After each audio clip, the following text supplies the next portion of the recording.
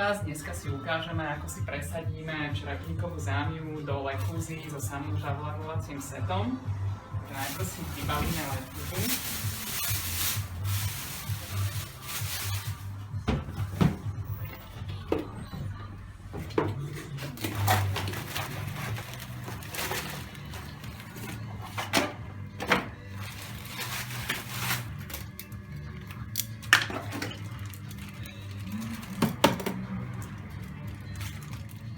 Poskladáme si hladinomer.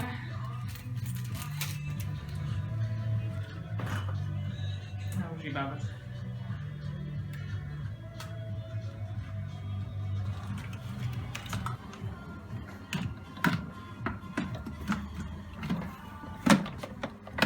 Uistíme sa, že to tam drží pevne.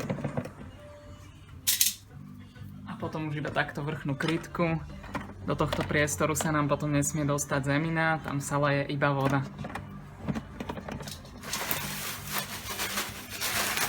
Zoberieme štrk na spodok.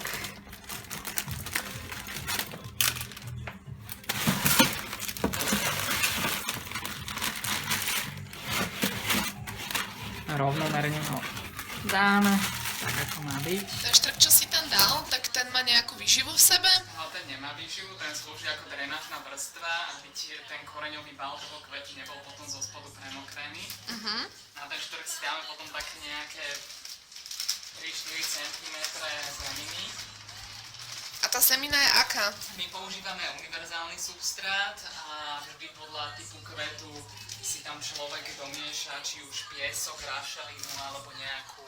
Čiže takto to má vyzerať, hej? Áno, áno. A zámia potrebuje akú pôdu? Stačí táto, alebo tam primiešame piesok? Zámii stačí v pohode univerzálny substrát, prípadne sa tam môže troška piesku domiešať. Ďakujem. Zámia potrebuje veľa pôdy? Veľa pôdy, ako záleží vždy od toho, koľko ako rastie, ale vždy sa odporúča, aby zámia sa nechávala v čerepníku až dovtedy, pokiaľ ho ako keby neroztrhla. A keď sa mení, presádza, tak vyslovene do číslo o 2 väčšieho čerepníka. My si ju teraz vyslobodíme. Treba dať nejaké špecifické, teraz dávať proste na ňu pozor, keď to striháš, na jej korene, alebo na niečo? Treba opatrne vždy, keď v prípade týchto plastových čerepníkov jemne pomaly strihať, až to sa hovorí, že po koniec.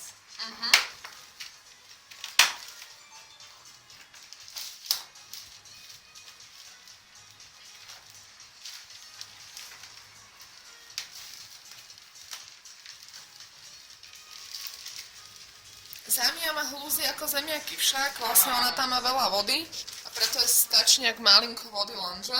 Hej, presne tak. Koľko? Asi tak, keď má človek normálny koflík, tak 2-krát za mesiac ju poliať a v tomto? 2-krát do mesiaca stačí, hej. A semie ako dávame vodu? Nalejeme, ona si odčerpá? Sem sa vlastne vždy sa dá táto krytka nabok a sem sa naleje voda do tej fugy, do tej medzery s tým, že vlastne zámii stačí takto, keď vyjde ten hladinomer asi do takejto výšky, do tretiny. Dobre.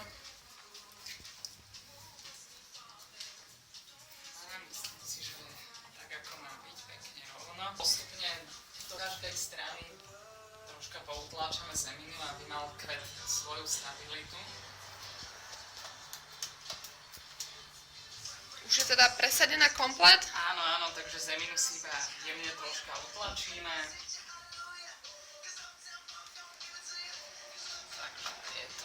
Potom vlastne už iba rastlinku stačí zaliať, ako sme si ukazovali, nejakej 1/3, aby vystúpil ten hladinomer a tým pádom vlastne to máme.